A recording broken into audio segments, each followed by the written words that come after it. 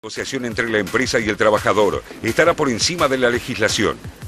Deja abierta la posibilidad de jornadas de trabajo de 12 horas, 48 horas por semana y 220 al mes, lo que contraría la Constitución de la República, que admite un máximo de 8 horas al día y 44 semanales. También incluye vacaciones partidas en 3 periodos y condiciones especiales para las mujeres embarazadas que los sindicatos consideran insalubres. Prevé la contratación de forma discontinua por jornadas u horas, un tipo de convenio según el cual el trabajador queda todo el tiempo a disposición del patrón, pero solo es retribuido cuando presta algún servicio. Y aumenta el plazo para los contratos de trabajo temporales de los actuales 90 a 120 días renovables, hasta por 120 más. El gobierno esgrime justificaciones de orden neoliberal al defender esta flexibilización. Aseguran que permitirá a los empresarios crear más puestos de trabajo, pero las respuestas sindicales y sociales arreciaron. El 28 de abril, una huelga general convocada por las centrales obreras fue cumplida por al menos 35 millones de brasileños. Mientras que el 1 de mayo, en medio de marchas y protestas, Temer divulgó un video en las redes sociales con motivo del Día Internacional de los Trabajadores. En él, aseguró que se inicia una nueva fase en favor del empleo.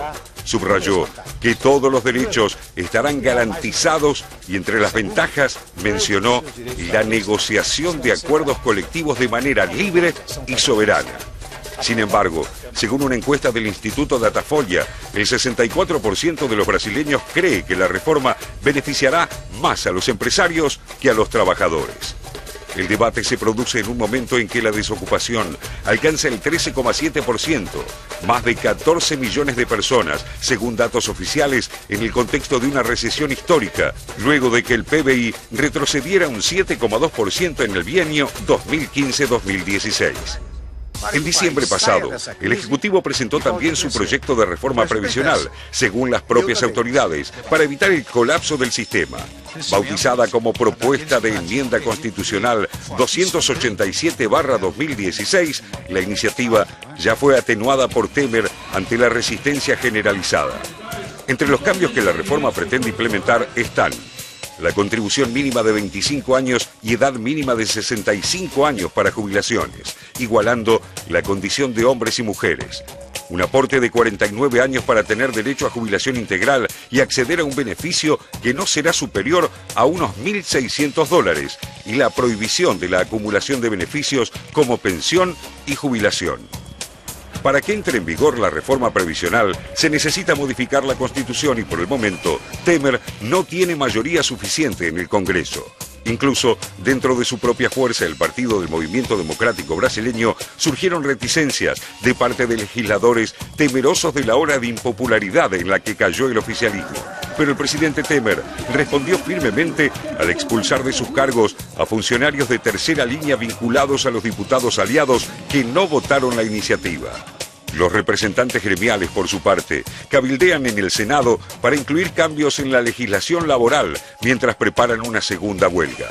Ahora, frente al embate de los proyectos de Temer, el sindicalismo se ve obligado a diseñar estrategias de resistencia y negociación a la vez, a la espera de que el golpe que asesta el oficialismo no pulverice los derechos adquiridos por los trabajadores hace ya décadas y tratando de capitalizar el descontento generalizado de la sociedad brasileña.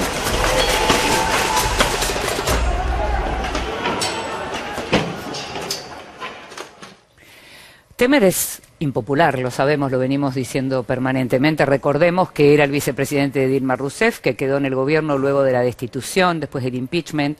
Es un presidente que, en principio, uno diría, no tiene el poder para imponer, ¿no? Es un contexto difícil en el cual trata de imponer este tipo de Exacto, de leyes. Y un presidente con una popularidad que no llega al 10%.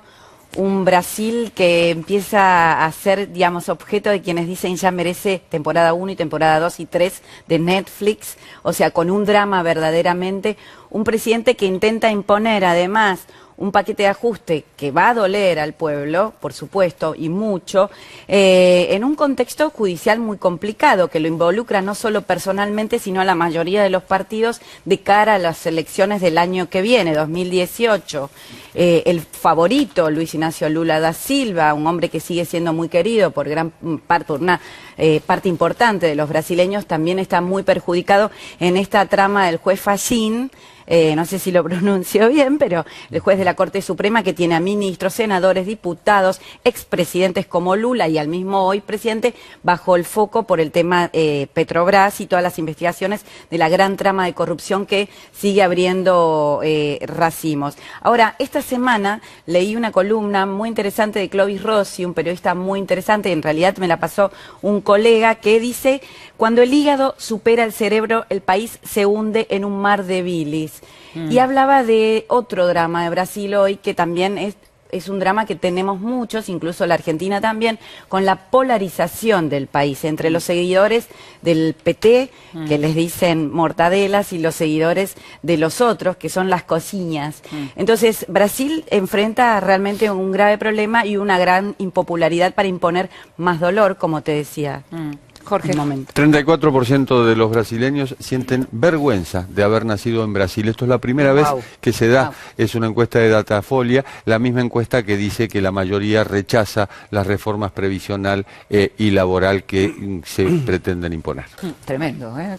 Sí. 34%. Sí, creo que lo que queda claro con el anuncio de esta reforma laboral, que como decía Raúl, creo en la introducción, no solo desarma algunas de las conquistas construidas por el PT, sino algunas que vienen de mucho antes, incluso del primer gobierno de Vargas, que ni siquiera Fernando Henrique logró desarticular. Me parece que lo que queda claro es que el impeachment irregular que se le hizo a Dilma Rousseff no era simplemente para sacar una funcionaria, una mandataria que estaba acusada de un delito contable, sino para imponer un programa económico opuesto al que la gente había votado, digamos, porque no es que sacan a un presidente que es sucedido por un vicepresidente que continúa su acción de gobierno, sino que es sucedido por un presidente que impone un programa que es hoy lo opuesto, o que en todo caso tiene una diferencia muy grande con el que venía imponiendo Dilma. Porque Dilma había nombrado un ministro de Economía que ya había hecho un ajuste macroeconómico. Ahora, no había avanzado ni sobre el sistema de pensiones, ni sobre la articulación laboral. No, yo creo que no lo hubiera podido hacer, porque la CUT nunca se lo hubiera permitido, el equilibrio de fuerzas dentro del PT. Ahora, lo que estamos viendo, me parece, es un reequilibrio, un rebalanceo de fuerzas capital-trabajo fenomenal en Brasil,